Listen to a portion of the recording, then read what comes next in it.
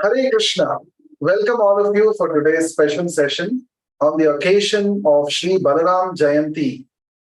Just now, their lordships Sri Krishna and Balaram have received a ceremonial bath, Abhishekam, at our temple here at ISKCON Bangalore, Hare Krishna Hill.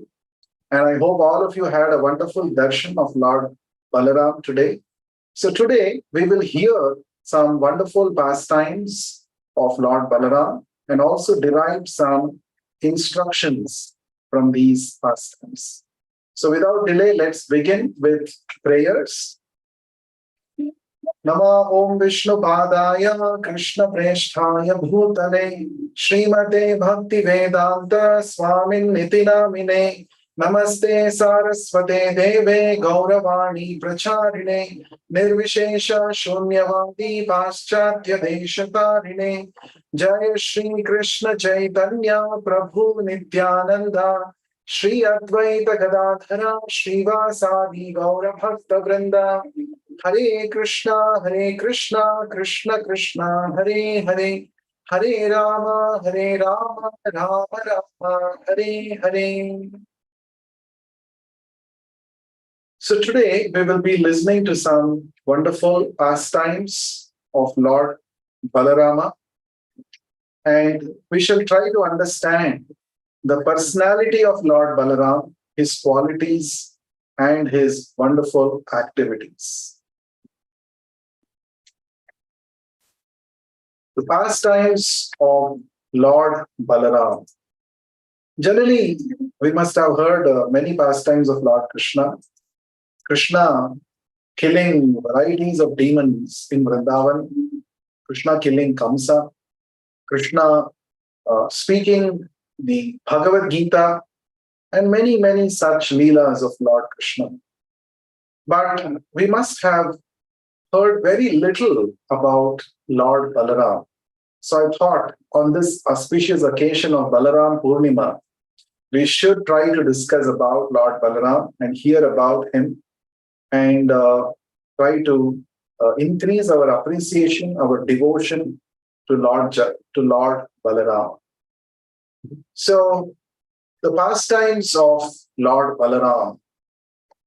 It is said in the scriptures, Nivritta Tarshai Rupagiyamana Bhavaushada Shrotra Manobhirama. The pastimes of Lord Krishna and his associates are all thoroughly enjoyed by the liberated souls.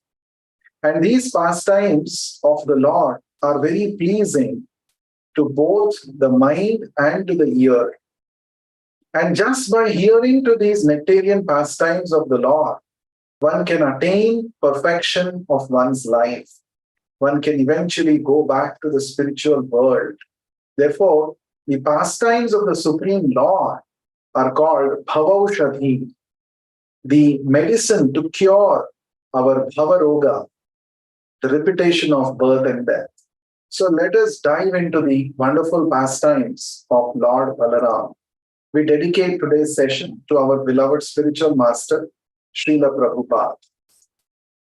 So before we begin, let us offer a wonderful prayer to Lord Balaram. Namaste Halagraha, Namaste Musala Yudha, Namaste Revati Kanta, Namaste Bhaktavatsala, Namaste Balanam Shrestha, Namaste Dharani Dhara, Pralambare Namaste Stu, Ehimam Krishna Purvaja.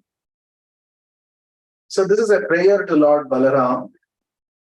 Obeisances to you, Halagraha, O holder of the plough. Obeisances to you, O wielder of the mace, Musala Yudha. Obeisances to you, O darling of Revati, Revati Kanta. Obeisances to you, who are very kind to your devotees, Bhakta Vatsala. Namaste Balanam Shrestha. Obeisances to you, who are the best of the strong. And obeisances to you, who holds the earth, Dharani Dhara. Pralambare namastestu, O enemy of the Pralamba demon, Ehi mam Krishna Purvaja, please deliver me, O young elder brother of Lord Krishna. So this is a prayer to Lord Balaram. And we can all learn this prayer today and offer to Lord Balaram and seek his blessings. One of the great devotees, a great acharya, has glorified the Supreme Lord in his various incarnations in the Dashavatara Stotra. Jayadev Goswami is that great devotee poet who has actually composed this Dashavatara Stotra. And in the 8th verse of the Dashavatara Stotra, Jayadev Goswami glorifies Lord Balarama in this beautiful way. Vahasi vapushi vishade vasanam jaladabham halahati bhiti milita yamunabham Keshava dhruta haladhara rupa jaya jagadisha hare. The meaning is, O Keshava, O Lord of the universe, O Lord Hari, who have assumed the form of Balarama, the yielder of the prawl, all glories to you. Oh, your brilliant white body, on your brilliant white body, you wear garments like the color of the rain-bearing cloud. These garments are colored beautifully, dark, bluish, and the color is same as river Yamuna. So here, Lord Balaram is glorified as Haladhara, one who holds the Hala, right? As we discussed in the previous verse also. And his bodily complexion, what is Balaram's bodily complexion? Actually, it is whitish. In contrast to Lord Krishna's bodily complexion, which is bluish black. So here, this describes an interesting pastime connected with Yamuna river. We're going to discuss that in the future. This verse describes one of the pastimes of Lord Balaram with Yamuna that we shall see later. But here, Jayadev Goswami is glorifying Lord Balaram. Keshava Dhrita Haladhara Rupa Jaya Jagadisha Hare. We offer our obeisances, respectful obeisances to the wonderful incarnation of Haladhara, one who holds the plow. So who is Lord Balaram? Let us try to understand. Lord Balaram is called the first expansion of Lord Krishna. He is the first immediate expansion of Lord Krishna. And as such, the bodily features of Krishna and Balaram both are same, except for one distinguishing feature in which Lord Krishna, as I mentioned, he has the complexion of bluish black, whereas Balaram's bodily complexion is whitish. Otherwise, both Krishna and Balaram, they look alike, they have the same bodily features, and he is the first expansion of Krishna. And Lord Balaram is also called Prakasha Vigraha. He is the one who actually illuminates our path towards Krishna. So he is the source of the spiritual world.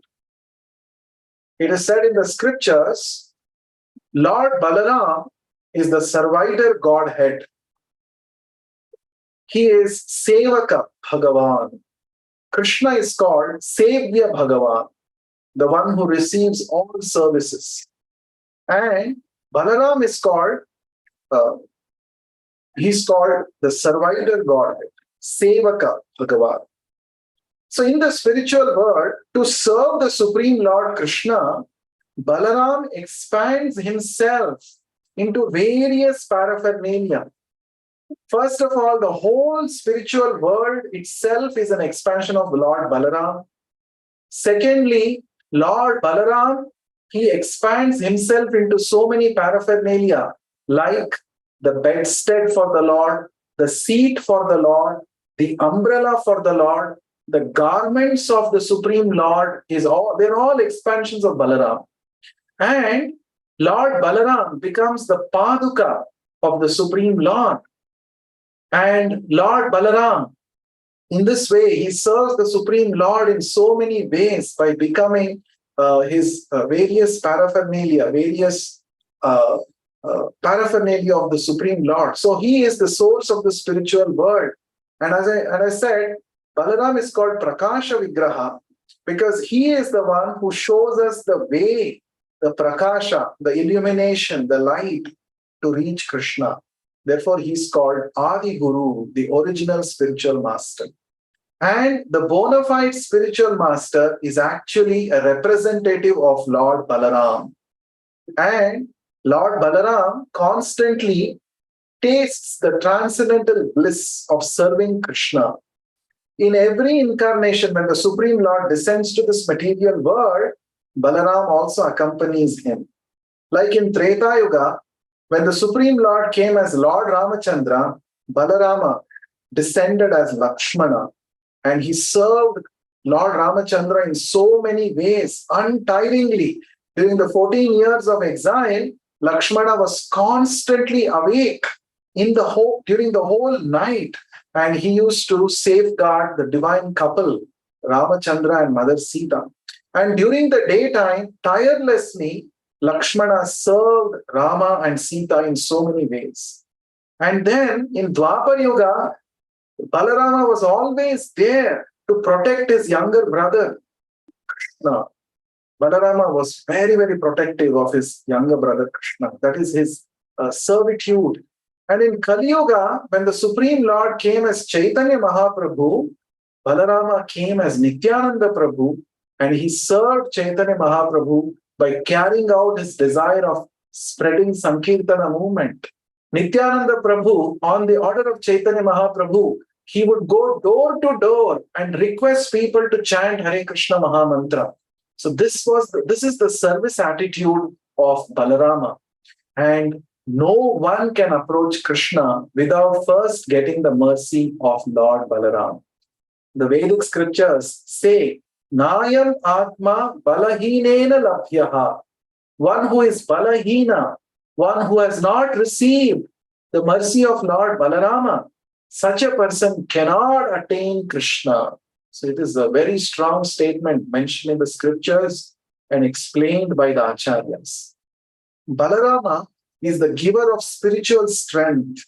Only when we have spiritual strength, strong determination to practice bhakti, we can please Krishna. Therefore, before pleasing Krishna, we have to attain the mercy of Lord Balarama, Adi Guru, Prakasha Vigraha. So these are some of the features of the personality of Lord Balaram.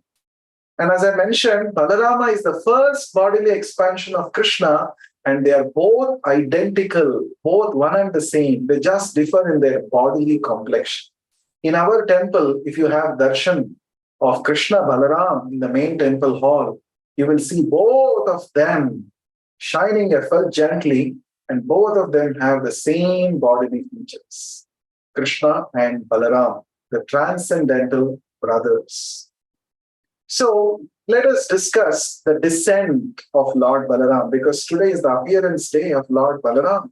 Balarama Purnima today is.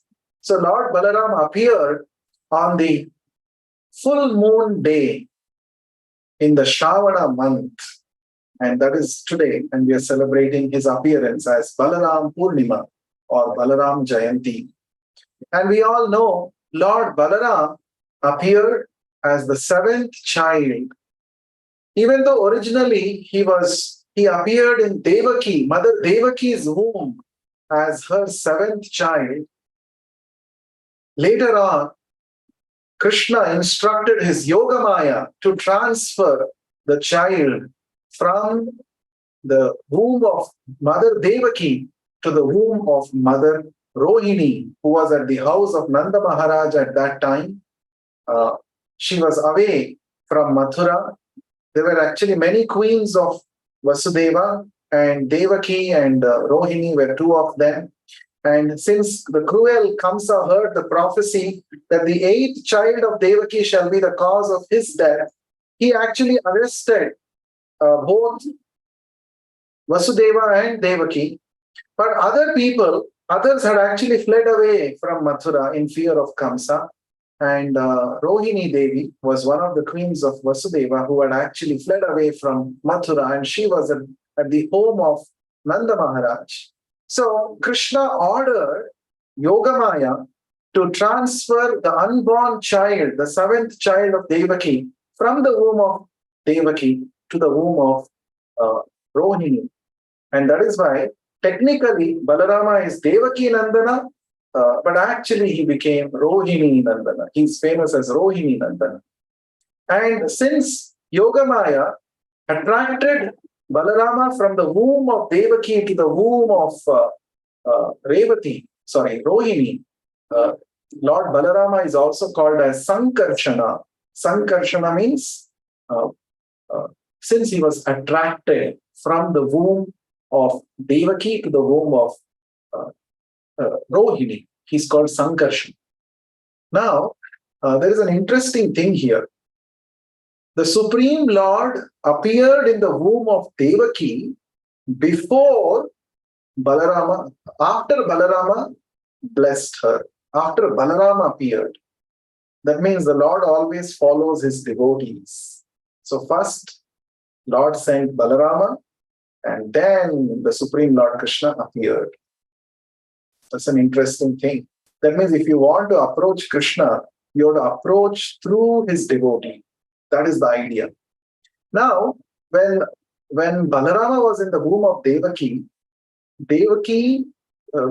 she actually gave out a, transcendental brilliance, illumination all over. And Kamsa could actually sense this. And Kamsa thought, maybe Lord Vishnu is playing a trick with me. He made the Akashvani say that the eighth child is going to be the cause of my death. But looks like the seventh child itself is Lord Vishnu who has come. That means she was glowing with effulgence, Devaki, when she was carrying the Lord Balaram. And of course, after Lord Balaram was carried from the womb of Devaki to the womb of Rohini, Kamsa and all others thought that it was a miscarriage. But actually, Balaram was born to Mother Rohini elsewhere in Vrindavan. So, upon Krishna's order, as I said, Yogamaya transferred. And then, after a few days, after Krishna also took birth, after a few months, Garga Muni, the family priest of the Yadu dynasty, in a solitary place, he performed the name-giving ceremony, Namakarana, for both Krishna and Balaram. And after preparing and studying the horoscope of both the transcendental brothers, Garga Muni was overjoyed because they are not ordinary personalities of this mundane world. They are the Supreme Personality of Godhead Himself who has come. The Lord Himself has come. So, when Garga Muni saw the horoscope of Lord Balaram, he said, "This child shall be the cause of supreme bliss. Therefore, he should be called Rama, the reservoir of all pleasure." And then he also said, "This child will display extraordinary strength. Therefore, he will be called Balarama, Baladeva, Balabhadra." These are all the different names of Balarama, which was given by Sankarshana, which was given by Garga Muni. And as I said, another name of Balarama is Sankarshana because he was attracted from the womb of one mother to the other mother. So this is about the descent of Lord Balaram. And he is also known as Rohini Nandana, the son of Mother Rohini. And he's the elder brother of Krishna, therefore he's called Dauji. Dauji means elder brother. Especially in Vrindavan, Vrajabhumi, Balaram is celebrated as Dauji. There is Dauji Ka Mandir in Vrindavan, in Mathura. So Dauji means the elder brother of Krishna. Now, the form of Lord Balaram is described in the scriptures. Actually, both Krishna and Balaram, they have eternally youthful forms. God is not formless. He has a spiritual form. We have this material body, which is made up of material elements, right? Earth, water, fire, air, ether, Panchabhutas. But Krishna and Balaram's bodies, they are transcendental, they are spiritual. Their forms are not made up of material elements, but they are called Sat, Chit, and Ananda. Their forms is eternal, full of knowledge, and blissful. So Balaram, he never ages beyond 16 years, and is full of luster and youth and has a fair complexion. And he is fond of blue garments. He wears blue garments, whereas Krishna wears yellow garments. Balaram is very graceful, has strong arms and very long arms which touch his thighs. Ajanu Bahu. This is one of the symptoms of the Supreme Lord. The Lord has long arms going all the way up to the thighs when he stands up. So that is one of his special features. And his bodily effulgence eclipses millions of glistening rising moons. It's very, very brilliantly dazzling, shining. This is how we meditate upon the form of Lord Balaram. Now, there are many pastimes of Lord Balaram. Let us try to hear some of them. Pastimes are very wonderful to hear. So the first pastime is about Lord Balaram killing a demon called Dhenukasura. Dhenukasura is actually the ass demon who was in the form of a donkey. In Vrindavan, surrounding Vrindavan, there are 12 forests, Dwadasha Mahavana, they are called. And one of the 12 forests of Vrindavan is Talavana. In this Talavana, there grew Tala Vrikshas, Tala trees. And all these Tala trees had sweet smelling fruits. And the aroma of these fruits were spread everywhere. And everybody was, they were mesmerized with this aroma. They wanted to go and taste these fruits, Tala fruits, which are very sweet. But no Vrindavan Vasi would actually enter the Talavana. Why? Because there was this demon, Dhenukasura, along with his associates, the other donkeys. They were all guarding this Talavana. And they would make sure that no one would enjoy the Tala fruits. And all these fruits were only meant for Kamsa. That was the arrangement Kamsa had made. So one day, when Krishna, Balaram, and all the cowherd boys, they were in the forest, grazing their cows and calves, all the cowherd boys, they got tempted from the strong aroma of the Tala fruits, which was coming from the Talavana. They all wanted to taste it. So they all went and approached Krishna, Balaram, and they pleaded, "Oh Krishna, oh Balarama, you're so powerful. See, we want to taste these fruits in the Talavana, but we are all afraid because of this Dhenukasura. Can you please satisfy our desire? Can you please help us taste this Tala fruits? I can just feel the rich aroma of this Tala fruits coming and tempting me on." So the cowherd boys, they were appealing to Krishna and Balaram like this. So both of them assured, "Don't worry, we shall satisfy your desire." So Krishna and Balaram and all the cowherd boys, they went to the Talavana. Actually, Krishna is always interested to satisfy the desires of his devotees. To both Krishna and Balaram, that's why they're called Bhaktavatsala. So they both went to the Talavana. And as soon as Balaram entered the Talavana, this demon Dhenukasura became alert. And he actually attacked Balaram with his hind legs. And what did Balaram do? Actually, this Dhenukasura kicked Balaram on his chest with his legs. And what did Balaram do immediately? Balaram caught hold of the hind legs of this Dhenukasura and started whirling this demon above him in circles. And with great force, he threw the demon far away. And the demon's body, all already given up, the prana, the life air, had come out, and he was dead. And the demon's body, with great force, went and landed on the top of the tallest Tala Vriksha, the Tala tree in that forest. And all the fruits from the Tala Vriksha started falling because of the weight of this demon, Dhenukasura. And finally, in this way, Dhenukasura was killed. But then all his other associates who were also in the shape of these donkeys, they all started coming and attacking Krishna and Balaram. And both the transcendental brothers, they did the same thing with all the other demons, all the other associates of Dhenukasura. They started, whirling the demons, whirling the donkeys, and throwing them on different tala trees. And because of their weights, the fruits from the Tala Vriksha started falling down. And all the boys were happy. They picked the fruits and they started enjoying the sweet fruits.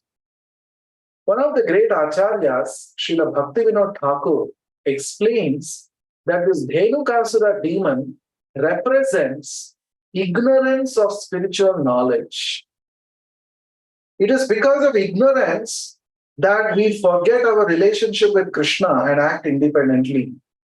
It is because of this ignorance of spiritual knowledge that we think that we can enjoy by various plans and schemes in this material world.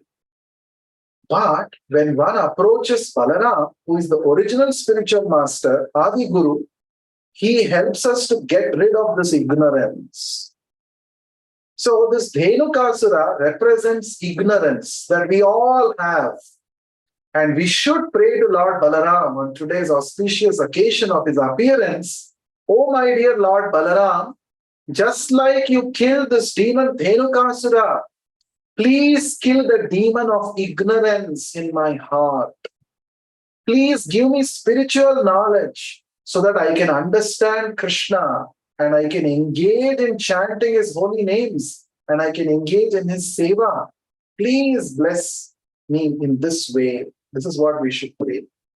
So, this Dhenukasura, who is ignorance personified, was thus killed by Balaram, and all his other associates were killed by both Krishna and Balaram. And because of this, the cowherd boys, the Govas, they were rejoicing because now they can enjoy the sweet tala fruits of the entire forest. So, what does this indicate? Only after getting rid of ignorance, only after getting spiritual knowledge can we really be happy and blissful. This is what we can understand. So the Gopas rejoiced. They became happy after the demon was killed. In the same way, after we get rid of the ignorance, the demon called ignorance, after we actually engage ourselves in Krishna's service, we can be happy by tasting the sweet fruit of bhakti, the service to Lord Krishna. So this is one of the pastimes of Lord Balarama in Vrindavan. Another interesting pastime is that Balarama killed another demon sent by Kamsa called Pralambasura. This Pralambasura, what did he do is, he disguised himself as a gopa, as a cowherd boy. So once Krishna and Balaram, along with all their friends, the cowherd boys, they were playing some games in Vrindavan. As you know, Krishna and Balaram, along with his cowherd boy friends, every day they would go out, take their calves to the pasturing grounds on the banks of Yamuna, and they would also get their lunch baskets from their houses packed by their mothers, and they would enjoy their lunch in the afternoon. And after that, they would also play varieties of games. It is described in Krishna book. Different types of games Krishna and Balaram would enjoy with his cowherd boy friends. So one day, they had a running race. They divided the entire group of Gopas into two parties, Krishna's party and Balaram's party. So they both had a running race. They said, whichever party wins the running race, they will have to carry, they will be carried by the losing party. So they had this running race, and Krishna's party lost. Krishna's party lost. Balaram's party won. Now, as per the rule, as per their condition, now Balaram's party had to carry Krishna's party on their back. So different cowherd boys from Balaram's party, since Krishna's party lost, Krishna's party had to carry the various Gopa friends from the Balaram's party. Right? So this Pralambasura, this demon, he carried Balaram on his back because he was on Krishna's party. So even though he was a demon, he had disguised himself as a beautiful looking cowherd boy. So what happened? The demon took Balaram on his shoulders. He ran swiftly. But very soon, Balaram got to know that this is some peculiar cowherd boy. We have never seen this person before. So Balaram got to know that this is a demon actually. He's not a cowherd boy. So what happened? Balaram wanted to chastise him. So Balaram started increasing his weight. He became heavier and heavier. And the demon Pralamba could not bear the weight of Balarama. Actually, Balarama, in his expansion as Shesha, Adi Shesha, Ananta Shesha, he actually carries innumerable universes on his hooves. Ananta Shesha is in the form of a huge serpent with millions of hooves, thousands and thousands of hooves. And all the universes are actually carried on his hooves. And the scriptures describe, is Ananta feeling tired carrying so many universes? No. These universes appear to be like mustard seeds on the heads of Ananta Shesha, the Shesha. So that Lord who is bearing the entire universe, many, many universes, when he begins to increase his weight, will an ordinary demon be able to sustain that weight? No. So this Pralambasura could not bear the weight of Balaram, and immediately he expanded. He came in his original form. That means he had disguised as a cowherd boy, right? He could not actually remain in that form. So he came back in his original form as a gigantic demon. And what did Balaram do? With his fist, he started hitting the head of the demon. And the demon's head broke into two parts. And in this way, the demon died. So the Acharya, Srila Bhaktivinoda Thakur, explains that this demon Pralambasura represents our desire for personal gain and personal fame. You know, a devotee actually should understand that I am the servant of the Supreme Lord, and I can simply be happy by working for Krishna's pleasure. But when we understand, when we think, what is there for me? How can I enjoy? When we have this desire for personal name, fame, glory, that is a demoniac quality. Why? Because it does not help us to develop pure love for Krishna. A pure devotee always thinks, how can I please Krishna? Whenever a pure devotee does any activity, he thinks, what is there for Krishna in it? How can I make Krishna happy? That is the mood of a devotee. But when we think that what is there for me in it, then that keeps us away from Krishna. That does not help us to develop pure love for Krishna. So this demon, Pralambasura, represents our desire for personal enjoyment. And since Balaram is the original spiritual master, anybody who goes to Balaram, firstly, he destroys our ignorance, just like he destroyed Dhenukasura and gives us spiritual knowledge. Secondly, Lord Balaram also, by his mercy, by engaging us in spiritual activities, he removes this desire for personal enjoyment and he helps us to develop the devotional desire of pleasing Krishna. That is what the killing of Pralambasura signifies. So we should pray to Lord Balaram again. My dear Lord Balaram, O Pralambali, O enemy of the demon Pralamba, in my heart there are hundreds and thousands of desires which I think are very good for me, but I really don't know how they're going to end me up, how they're going to take me. They may take me away from Krishna. Now you please kill these demons, these unlimited desires that I have. Please purify these desires. Please purify these desires so that I can fix my mind on Krishna.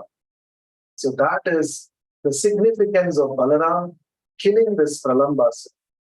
So this is a very great insight that Srila Bhaktivinoda Thakur is giving us. Every demon killed by Krishna and Balaram represent one or the other negative quality that we have.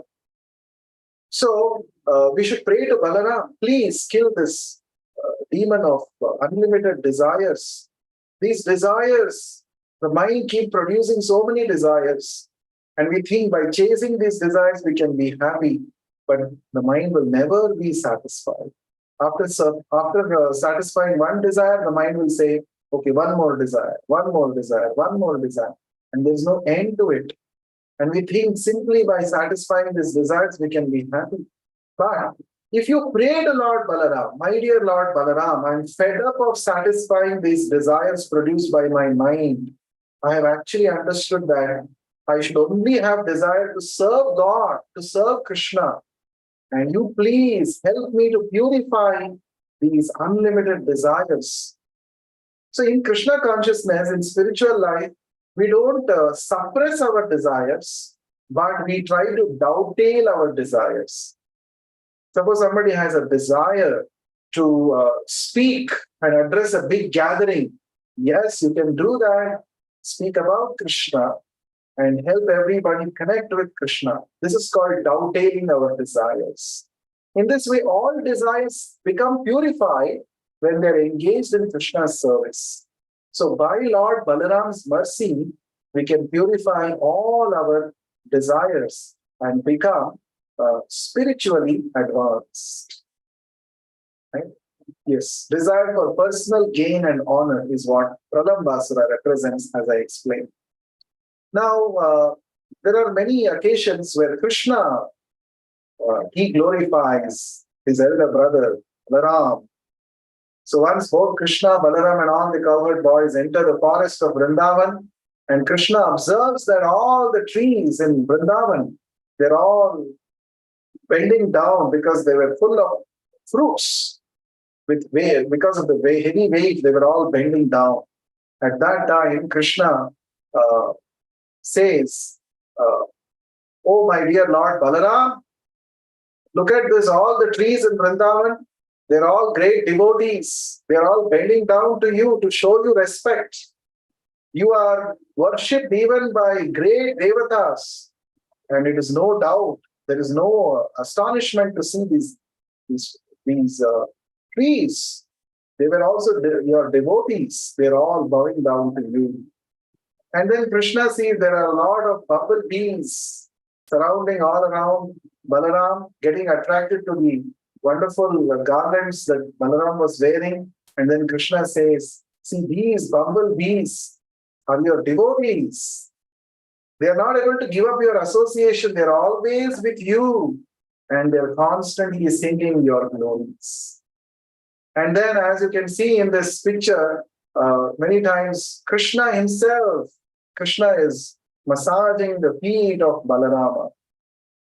So, just like Lord Balaram is always eager to serve Krishna, Krishna is also always eager to serve Balaram. So, this is the reciprocal relationship between the Lord and his devotee. Since the devotee is always interested in glorifying and serving Krishna, Krishna is also always interested in glorifying and serving his pure devotees. So therefore, bhakti is not a one-way relationship, it's a two-way relationship, it's reciprocal. Now, coming to this interesting pastime of Yamuna Devi being chastised by Balarama. Once Lord Balaram, from Dwaraka, he went back to Vrindavan. And he started spending time with his devotees on the banks of Yamuna in the Vrindavan forest. And he was in a very happy mood because he had come back to Vrindavan after a very long time.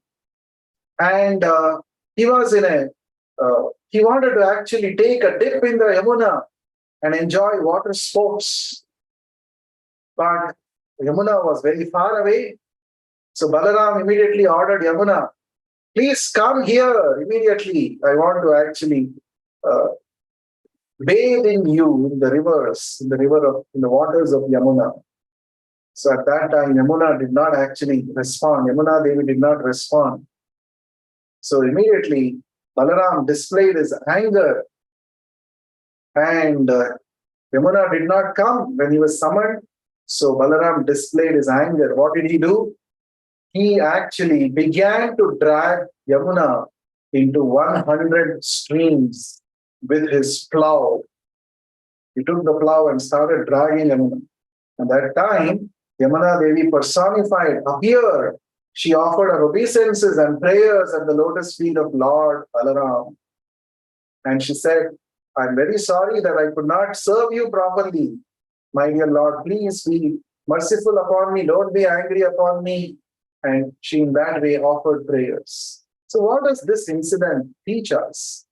The first thing is, a devotee is always eager to serve the Lord, number one, right?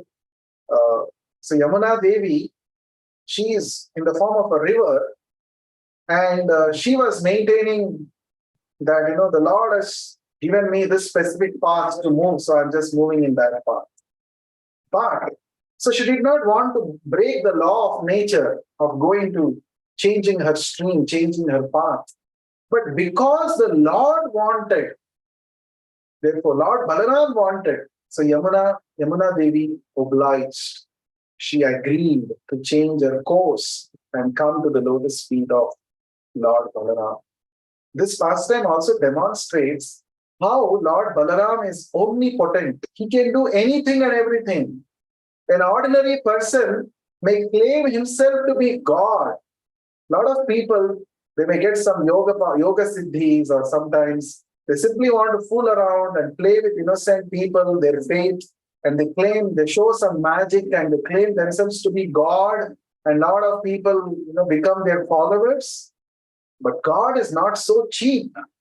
God is always above the laws of nature. He has supernatural powers. That is what Lord Balaram demonstrates in this pastime.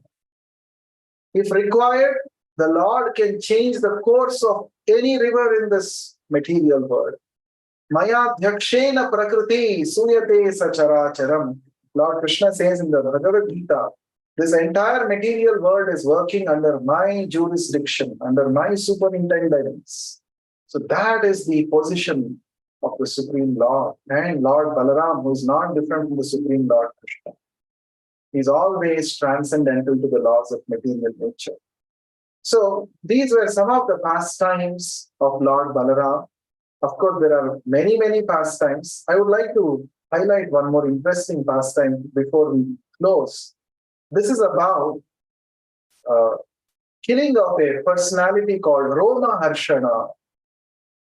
So Roma Harshana was actually the son of Suta. So at the end of Dwapar Yuga, all the sages, they assembled on the banks of Naimisharanya to perform sacrifice. And Their purpose was to reverse the onset of Kali Yuga. They saw that Kali Yuga is fast approaching, and they wanted to do something to reverse the effects of Kali Yuga. So all the sages, they assembled there, and they appointed one of the main disciples of Vyasadeva, Roma Harshana, as their leader. So he was sitting on the Vyasasana, on an elevated position, and he was giving discourses on the Puranas, on the scriptures. And all the sages were listening to him with great attention and faith. And at that time, Lord Balaram, this was actually during the time of the Battle of Kurukshetra. Lord Balaram had not participated in the Battle of Kurukshetra, but he chose to travel to all the places of pilgrimage during that time. So traveling to various places, first he came to this place, Naimisharanya. And when he saw all the sages, they were all sitting, and Roma Harshana was sitting on the Vyasasana and giving discourse. And Lord Balaram entered the assembly. All the sages, they stood up in respect, to offer respect, because Balaram is the Supreme Personality of Godhead himself.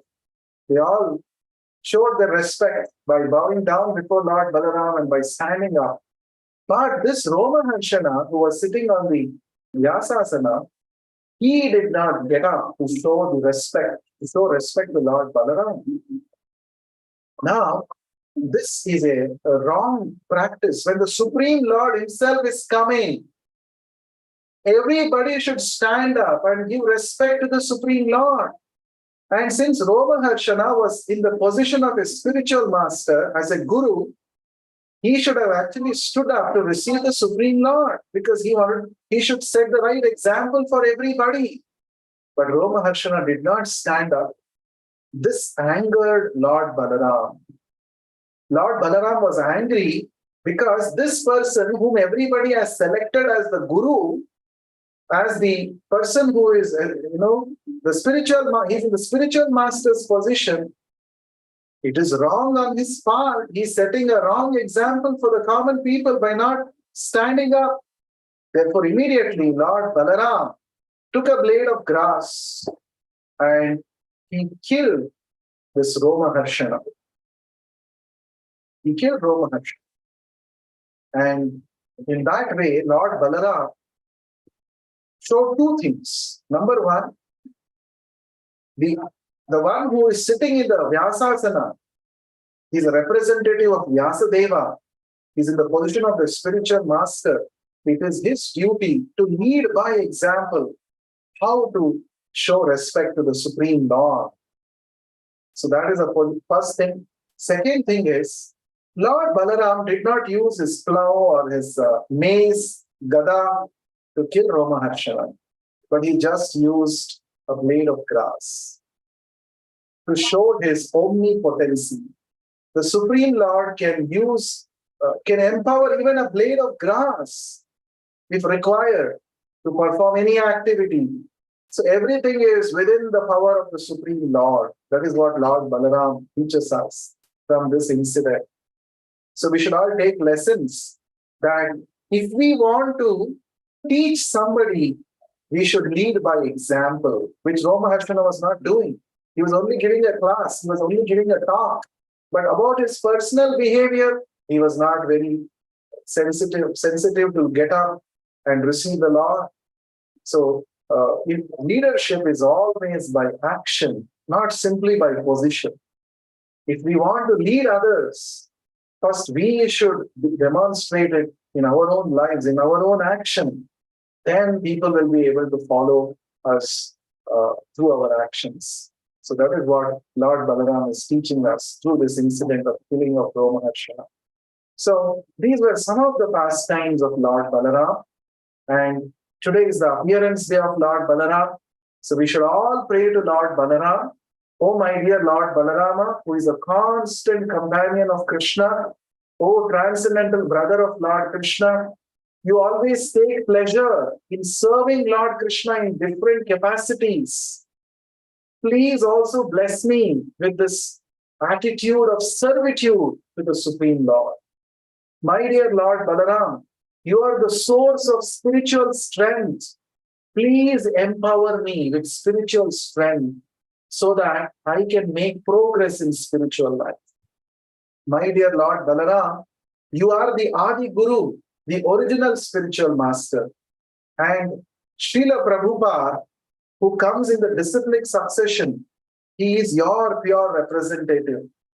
Give me the spiritual strength to follow the instructions of my beloved spiritual master, Srila Prabhupada. This is how we can repeatedly pray to Lord Balaram on this auspicious occasion. And by the blessings of Lord Balaram, we can surely make spiritual advancement and make progress towards Krishna consciousness. So wish you all a happy Balaram Jayanti. And today is also the Rakhi, Raksha Bandhana, which is very much celebrated, especially in North India. So let us all pray to Lord Balaram on this auspicious occasion and to engage us more and more in Krishna conscious activities and with spiritual strength and determination. So happy Raksha Bandhan and happy Balaram Jayanti to all. We'll meet again in the next session. Thank you very much. Hare Krishna. Srila Prabhupada ki Jai.